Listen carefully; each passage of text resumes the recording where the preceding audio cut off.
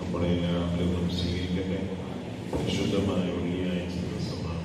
അല്ലാഹു നൽകട്ടെ. ഈ ലോകത്ത് വിജയിക്കാൻ ഈ വെള്ളിയാഴ്ച സുബഹിയുടെ സമയത്ത് നമ്മൾ ഒരുമിച്ച് കൂടിയാൽ ഈ ഒരുമിച്ച് കൂടൽ അല്ലാഹു കാരണമാക്കി തീർക്കട്ടെ. സഫർ മാസത്തിലെ 3-ാമത്തെ വെള്ളിയാഴ്ചയാണ് നമ്മിലേക്ക് കടന്നുകൊണ്ടിരിക്കുന്നത്. ഹബീബായ റസൂലുള്ളാഹി സ്വല്ലല്ലാഹു അലൈഹി വസല്ലം തങ്ങൾ ഈ ഭൂലോകത്തേക്ക് ജന്മം കൊണ്ട പരിശുദ്ധമായ റബീഉൽ അവ്വലിനെ വരവേൽക്കാൻ വേണ്ടി നമ്മളെല്ലാവരും നമ്മുടെ നാടും നഗരവും ഒക്കെ ഒരുങ്ങിക്കൊണ്ടിരിക്കുന്നു. അല്ലാഹു സുബ്ഹാനഹു വ തആല ഹബീബിനെ നമ്മെ സ്വർഗ്ഗത്തിലാക്കട്ടെ. ഇന്നത്തെ ദിവസം ഖുതുബയിൽ ഹംദ്, സ്വലാത്ത്, സലാം, വസിയ്യത്ത് ഒക്കെ ചൊല്ലിയതിനു ശേഷം ഉപദേശമായിട്ട് പറയാനുള്ളത് അയ്യുഹന്നാസ് ഉസീകും ഇബാദല്ലാഹി വഇയ്യായ ബിത്തഖ്വല്ലാഹ് മൻ അസ്വഉ ഹാലൻ മിമ്മൻ ഇസ്തഅബദഹു ഹവാ അമ്മൻ അക്സറു ബാലൻ മിമ്മൻ അബ്അദഹു മാലികുഹു വമൗലാഹ് മൻ അസ്വഉ ഹാലൻ മിമ്മൻ ഇസ്തഅബദഹു ഹവാ ഹവ നഫ്സിനെ അടിമയാക്കിയിരിക്കുന്ന ഒരുത്തനേക്കാൾ തടീച്ച അവന്റെ നഫ്സിനെ തടീച്ച അവനെ അടിമയാക്കിയിരിക്കുന്നു. തടീച്ചയാണ് മുൻകൈയിൽ നിൽക്കുന്നത്. തടീച്ചയുടെ അടിമയായി അവൻ മാറിയിരിക്കുന്നു. അങ്ങനത്തെ ഒരുത്തന്റെ സ്ഥിതിയേക്കാൾ ഏറ്റവും മോശമായ അവസ്ഥ ആർക്കാണുള്ളത്? വമൻ അക്സറു ബാലൻ മിമ്മൻ അബ്അദഹു മാലികുഹു വമൗലാഹ് പടച്ച റബ്ബ്, മാലിക്, മൗല, പടച്ച റബ്ബിനെ തൊട്ട് വിദൂരമായ ഒരുത്തനേക്കാൾ ഏറ്റവും മോശമായ ആളാരാണുള്ളത്? വഅമ്മൻ അഖ്സറു സഫ്ഖതൻ മിമ്മൻ ബാഅ ആഖിറതഹു ബിദുനിയാഹ് ദുനിയാവിൽ ആഖിറത്തിന് പകരമായി ദുനിയാവിനെ കച്ചവടം ചെയ്തവൻ, ദുനിയാവിനെ വാങ്ങിക്കൊണ്ട് ആഖിറത്തിന് പകരം നൽകിയവൻ, അവനേക്കാളും കച്ചവടം നഷ്ടത്തിലായവൻ ആരാണുള്ളത്? അമ്മൻ അക്സറ ഹസ്രതൻ മിമ്മൻ കാനത്തിന്നാറും ഖലബഹു വമഅ്വാഹ് നരകത്തിലേക്ക് അവൻ അണഞ്ഞിരിക്കുന്നു. അങ്ങനത്തെ ഒരുത്തന്റെ ദുഃഖത്തേക്കാൾ അക്സറായ അധികരിച്ച ദുഃഖമുള്ള ഒരുത്തൻ ആരാണുള്ളത്? ഫമാലിൽ മുഫ്ലിദി ഖദ് ശമിലത് ഖുലൂബുകും വമാലിൽ ഗിർറതി ഖദ് സദറത് അൻകും ഉയൂബകും വമാലിൽ ത്വബഇ ഖദ് സഗറ ഇൻദകും ദുനൂബകും അവന്റെ ദോഷങ്ങൾ അവനെ തൊട്ട് അവനെ ചെറുതാക്കിയിരിക്കുന്നു. അങ്ങനെയുള്ള ഒരുത്തനേക്കാൾ മോശമായ താഴ്ന്ന നിലയിലുള്ള ഒരുത്തൻ ആരാണുള്ളത്? വമാലിൽ അമലി ഖദ് മലക ശുബാബുകും വശീബകും യുവാക്കളും തലനരച്ചവരും അവരുടെ പ്രതീക്ഷ എത്ര മോശമാണ്. വമാലിൽ അമലി ഖദ് മലക ശുബാബുകും വശീബകും യുവാവാവട്ടെ, തലനരച്ച വയസ്സനാവട്ടെ, ആരായാലും അവന്റെ പ്രതീക്ഷ എത്ര മോശമാണ്. ഇനിയും കുറെ കാലം ജീവിക്കുമെന്ന് പ്രതീക്ഷിച്ചുകൊണ്ട് ദുനിയാവിൽ ഇനിയും ജീവിക്കുമെന്ന പ്രതീക്ഷയോടെ ജീവിക്കുന്നവന്റെ ആ പ്രതീക്ഷ എത്ര മോശമാണ്. ചിന്തിക്കണം. നമ്മളൊക്കെ പ്രതീക്ഷിക്കുന്നത് എന്താ? ഇന്നും നാളെയും മറ്റന്നാളും ഞാൻ മരിക്കൂല. അതുകൊണ്ടല്ലേ ഈമാൻ ഖൽബിന്റെ ഉള്ളിൽ ഉറച്ചുകൊണ്ട് ലാ ഇലാഹ ഇല്ലല്ലാഹ് എന്ന് ഉച്ചരിച്ച് മരിക്കണമെന്ന അസ്രായീൽ അലൈഹിസ്സലാത്തു വസ്സലാം വരുമ്പോ പോകാൻ വേണ്ടി തയ്യാറാവണമെന്ന ബോധമില്ലാത്തവരായി നമ്മൾ ജീവിക്കുന്നത്. ആ മരണത്തെ ഓർക്കാത്തത് കൊണ്ടാണ് ഞാൻ ഇന്നും നാളെയും മറ്റന്നാളും മരിക്കൂല, ഇനിയും ഒരുപാട് കാലം ജീവിക്കാനുണ്ട്. യുവാവാവട്ടെ, തല നനച്ചവനാവട്ടെ, യുവാക്കൾ മരിക്കൂല എന്ന് പറയാൻ പറ്റൂല, തല നനച്ചവൻ മരിക്കൂല എന്ന് പറയാൻ പറ്റൂല. ആരായാലും മരണം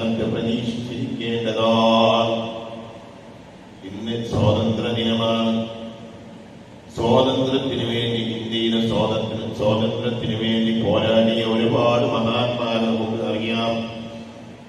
നമ്മുടെ നാട്ടിൽ മറവിട്ട് കിടക്കുന്ന മഹാനായ ചെമ്പമ്പോക്കർ മഹാനവർഗ 1800 കാലഘട്ടത്തിൽ ഇന്ത്യൻ സ്വാതന്ത്ര്യ സമരത്തിന് വേണ്ടി പോരാടിയ ആളായിരുന്നു. ടിപ്പു സുൽത്താൻ 1757 സ്വാതന്ത്ര്യത്തിന് വേണ്ടി ഇന്ത്യ സ്വതന്ത്രമാവാൻ വേണ്ടി ആദ്യത്തെ പ്രക്ഷോഭം നടക്കുന്നത്. ആദ്യം ബ്രിട്ടീഷുകാരോട് പോരാടുന്നത് 1757 മഹാനായ ചെമ്പമ്പോക്കര് 1800 കാലഘട്ടത്തിൽ ജീവിച്ചവരാണ്. ഈ 1800 കാലഘട്ടത്തിലായിരുന്നു ഏറ്റവും വലിയ പ്രക്ഷോഭം ഉണ്ടായിരുന്നത്. കാരണം ടിപ്പു സുൽത്താൻ മരണപ്പെട്ടത് 1800 സമയത്താണ്. 1796 മറ്റോ ആണ് ടിപ്പു സുൽത്താൻ മരണപ്പെടുന്നത്. ആ സമയത്ത് അവരുടെ പോരാട്ടം കടുക്കുകയും മലബാറിലൊക്കെ ഒരുപാട് പ്രശ്നങ്ങൾ ഉണ്ടാവുകയും മലബാറിനെ നയിക്കാൻ ആളുകളില്ലാത്ത അവസരം വരികയും ആ സമയത്താണ് മഹാനായ മുമ്പുറന്തങ്ങളും ചെമ്പമ്പോക്കരും അതുപോലെ ഒരുപാട് മൂപ്പന്മാരും അതുപോലെ ഗുരുക്കന്മാരും അങ്ങനെ ഒരുപാട് ആളുകളുണ്ട്. ഇവരൊക്കെ എന്ത് ചെയ്യുന്നത് മലബാറിനെ നയിക്കുന്നത്. അതിൽ പ്രധാനിയായിരുന്നു ചെമ്പമ്പോക്കൻ. അവരൊക്കെ ഇന്ത്യക്ക് സ്വാതന്ത്ര്യം കിട്ടാൻ വേണ്ടി മുന്നോട്ട് പോയിരുന്നത്. ദിവസവും ഞാൻ ഇപ്പൊ മരിക്കും, ഇപ്പൊ ഞാൻ എന്തെയും ഷഹീദാവും എന്ന ചിന്തയിലായിരുന്നു അതിനവരെ പ്രചോദനം നൽകിയത് ഹബീബായ മുഹമ്മദ് മുസ്തഫ സല്ലല്ലാഹു അലൈഹി വസല്ലം തങ്ങൾ സ്വരാജ്യ സ്നേഹം പഠിപ്പിച്ചത് കൊണ്ടാണ്. മുസ്ലിമിന്റെ കൽബിന് സ്വരാജ്യ സ്നേഹം ഉണ്ടായത് കൊണ്ടാണ് നമ്മുടെ മുൻഗാമികളായ ആളുകൾ ഇന്ത്യക്ക് വേണ്ടി പോരാടിയിരുന്നത്. മഹാനായ മുഹമ്മദ് അലി ജോഹർ അവര് വട്ടമേശാ സമ്മേളനത്തിലേക്ക് ഗാന്ധിജി പറഞ്ഞയച്ചപ്പോ അവരെ തിരഞ്ഞെടുക്കാനുണ്ടായ കാരണം അവരുടെ കൽബിന്റെ ഉള്ളിലുള്ള ഈമാനാണ്. അവരുടെ കൽബിന്റെ ഉള്ളിലുള്ള സ്വരാജ്യ സ്നേഹം അത് ഈമാനാണ്. അല്ലാഹുവിന്റെ റസൂൽ സല്ലല്ലാഹു അലൈഹി വസല്ലം തങ്ങൾ എന്തെങ്കിലും പറഞ്ഞോ അതവരുടെ കൽബിന്റെ ഉള്ളിൽ ഈമാനാണ്. അതാണ് ഗാന്ധിജി മഹാനായ മുഹമ്മദ് അലിയെ വട്ടമേശാ സമ്മേളനത്തിലേക്ക് ജോർജ് 5ാമന്റെ അടുക്കിലേക്ക് പറഞ്ഞേക്കാനുണ്ടായ കാരണം വട്ടമേശാ സമ്മേളനത്തിൽ വെച്ച് ആർജവത്തോടെ സംസാരിക്കാനുണ്ടായ കാരണം മഹാനായ മുഹമ്മദ് അലി എണീറ്റിരുന്ന് അർബുദ രോഗം ബാധിതനായിരുന്നു, ക്യാൻസർ ബാധിച്ച ആളായിരുന്നു. എന്നിട്ട് പോലും എഴുന്നേറ്റ് നിന്നുകൊണ്ട് 5 മിനിറ്റ് ജോർജിന് 5ാമൻ സമ്മതിച്ചപ്പോ അതെനിക്ക് പോരാ, എനിക്ക് 32 കോടി ജനങ്ങളുള്ള രാജ്യത്തിൽ നിന്ന് വരുന്ന എനിക്ക് 32 മിനിറ്റെങ്കിലും വേണമെന്ന് പറഞ്ഞ് അവസാനം 10 മിനിറ്റ് ജോർജ് 5ാമൻ സമ്മതിച്ചു. ആ സമയത്താണ് മുഹമ്മദ് അലി ജോഹർ എണീറ്റ് നിന്നുകൊണ്ട് സംസാരിക്കുന്നത്. ഖുർആനിന്റെ വാക്യം ഓതുന്നുണ്ട്. ഹബീബായ റസൂലുള്ളാഹി സ്വല്ലല്ലാഹു അലൈഹി വസല്ലം തങ്ങളുടെ പ്രവചനങ്ങൾ, വാചകങ്ങൾ, ഹദീസുകൾ ഉച്ചരിക്കുന്നുണ്ട്. ഇതൊക്കെ പറഞ്ഞുകൊണ്ടാണ് മഹാനായ മുഹമ്മദ് അലി ജോഹർ ജോർജ് 5ാമന്റെ മുമ്പിൽ എഴുന്നേറ്റ് നിൽക്കുന്നത്. ഹബീബായ റസൂലുള്ളാഹി സ്വല്ലല്ലാഹു അലൈഹി വസല്ലം തങ്ങളുടെ റസൂലുള്ളാഹിന്റെ പേര് കേട്ടപ്പോ ജോർജ് 5ാമന് ദേഷ്യം പിടിക്കുകയും മിണ്ടാതിരിക്കാൻ പറയുകയും ഒരുപാട് ഗർജിക്കുകയും ചെയ്തു.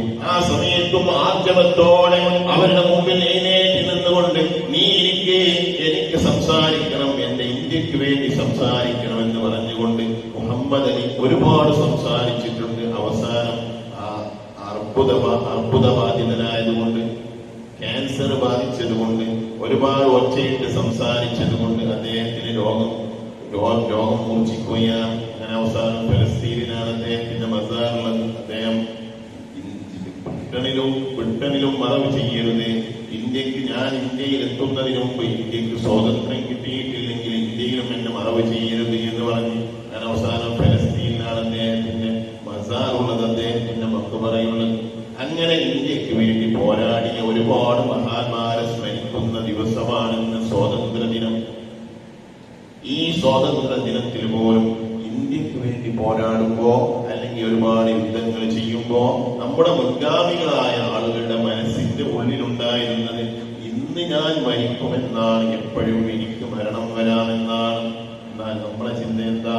എനിക്ക് ഒരുപാട് സമ്പാദിക്കണം, ഒരുപാട് ദുനിയാവിൽ ഒരുപാട് വായിക്കണം, ഒരുപാട് കാര്യങ്ങൾ ചെയ്യാനുണ്ട്. ഞാൻ യുവാവായിട്ടുള്ളൂ, ഇനിയും വയസ്സാവുന്നതിനെ ജീവിക്കാണ്ട്. എനിക്ക് 60 വയസ്സായിട്ടുള്ളൂ, ഞാൻ 80 വയസ്സ് വരെ ജീവിക്കും, അല്ലെങ്കിൽ 90 വയസ്സ് വരെ ജീവിക്കും എന്ന ഒരു മനസ്സിന്റെ ഉള്ളിലുള്ള വല്ലാത്ത പ്രതീക്ഷയാണ്. ഈ പ്രതീക്ഷ എത്ര മോശമാണ് ഇന്നത്തെ ഖുതുബയിൽ പറയാറുണ്ട്. അല്ലാഹു സുബ്ഹാനഹു വ തആല മനസ്സിലാക്കുന്ന തൗഫീഖ് നൽകട്ടെ. മനസ്സ് മരണം അടുത്തുകൊണ്ടിരിക്കുന്ന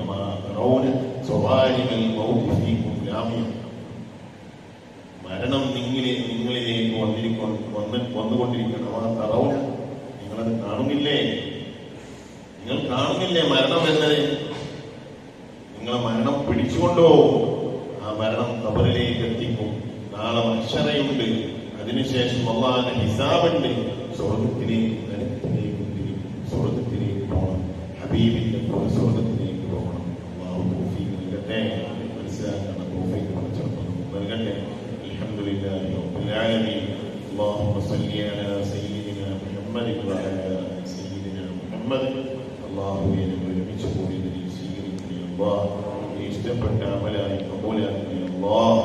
റഹ്മാനായ റഹീമായ റബ്ബേ, ഇന്ത്യക്ക് സ്വാതന്ത്ര്യം കിട്ടാൻ വേണ്ടി ഒരുപാട് കഷ്ടപ്പെട്ട മഹാരഥന്മാരായ ഒരുപാട് ആലിമീങ്ങൾ, ഒരുപാട് ഉലമാക്കൾ, ഒരുപാട് മുഅ്മിനീങ്ങൾ, ഒരുപാട് ഇതര മതസ്ഥരെ എല്ലാവരും കടന്നുപോയി റബ്ബേ. ഒരൊറ്റ ജാതി, ഒരൊറ്റ മതം എന്ന രൂപത്തിൽ ഇന്ത്യക്ക് വേണ്ടി മതമില്ലാതെ ജാതിയില്ലാതെ അവർ കഷ്ടപ്പെട്ട് പോരാടി സ്വാതന്ത്ര്യം നേടിയെടുത്തതാണ് റബ്ബേ.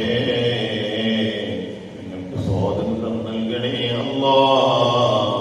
ഇന്ന് ഞങ്ങളുടെ സ്വാതന്ത്ര്യം നഷ്ടപ്പെട്ടുകൊണ്ടിരിക്കുകയാണ്. ആരെല്ലാമോ കിട്ടിയ സ്വാതന്ത്ര്യത്തെ, വാങ്ങിച്ച സ്വാതന്ത്ര്യത്തെ നഷ്ടപ്പെടുത്തിക്കൊണ്ടിരിക്കുകയാണ്. അവരെ നീ പരാജയപ്പെടുത്തണേ അല്ലാഹ്. അവരെ നീ പരാജയപ്പെടുത്തണേ റഹ്മാനേ. ഈമാനോടെ ജീവിച്ച് മുഅ്മിനായി മരിക്കാനും നാളെ പടച്ച റബ്ബിന്റെ മുന്നിൽ നല്ല നിലയ്ക്ക് തലയുയർത്തി നിൽക്കാനുമുള്ള തൗഫീഖ് നൽകണേ അല്ലാഹ്. വശറാക്കല്ല റബ്ബേ, മഹ്ശറിൽ വെച്ച് വശറാക്കല്ല റബ്ബേ. ربنا آتنا في الدنيا حسنة وفي الآخرة حسنة وقنا عذاب النار. ربنا تقبل منا إنك أنت السميع العليم وتب علينا إنك أنت التواب الرحيم. آمين برحمتك